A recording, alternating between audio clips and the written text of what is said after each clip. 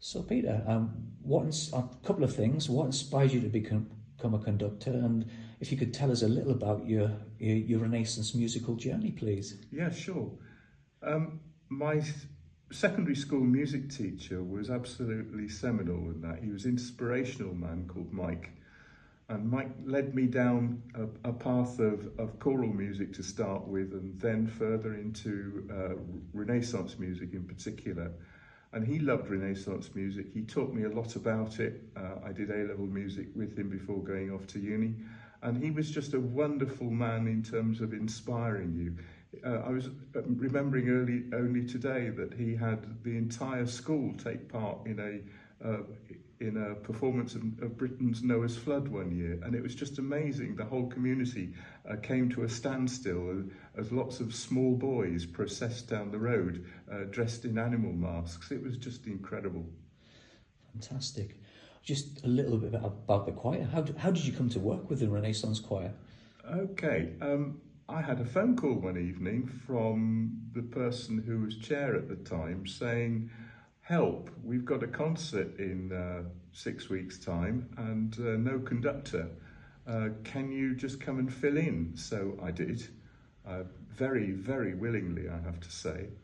And then I heard that the job was advertised as a full-time position. So I thought, oh yes, thank you very much. So I applied, and I was very fortunate. I always count myself enormously fortunate that we worked together so well. It really was a feeling of hand in glove. I've used the phrase before about this being a marriage made in heaven, the relationship that we have today, and that's what it is. As a singer in the choir, I can definitely feel that. Right, on to Christmas, Peter. Yo ho ho. Wow. What's the most rewarding part of preparing for our Christmas concert? Would you believe when it's over? Okay. Do you have a favourite piece from this year's programme, and why?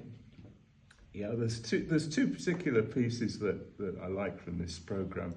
One will surprise choir members to hear, but it's John Rutter's arrangement of Esta Noche, which is a really lively, expressive piece of Spanish folk music, which talks about the night that the shepherds were in the fields and saw the star.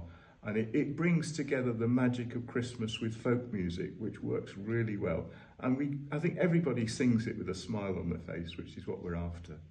The other one that I like particularly is the Coventry Carol, and that comes from the 14th century. And I've always had an affinity with medieval music. In fact, that was my first love, even before Renaissance music. So this gives a sense of that rawness. Again, you get a sense of the folk music element coming right through. And it's not music to hide behind. It's not pretty. It talks about Herod the king in his raging, and I'd rather like the way that we do that. Just with the rehearsals leading up to the concert and the performances, how do you find, what's a typical rehearsal like in the lead up to one of these concerts?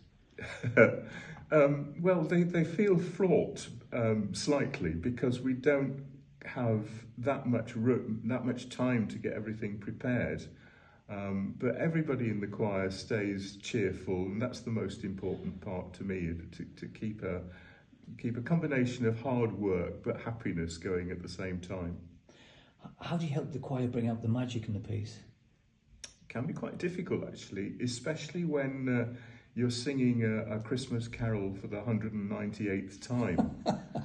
I was often reminded by fellow conductors that when you do Messiah, it shouldn't be your 198th performance. It should feel like it's your first. And then somebody else said to me, well, actually, no, I disagree with that. Sing it as if it's your last. Oh, my goodness. Yeah. Excellent. Bit profound, that was. That was fantastic. Fantastic insight. Time to go. No.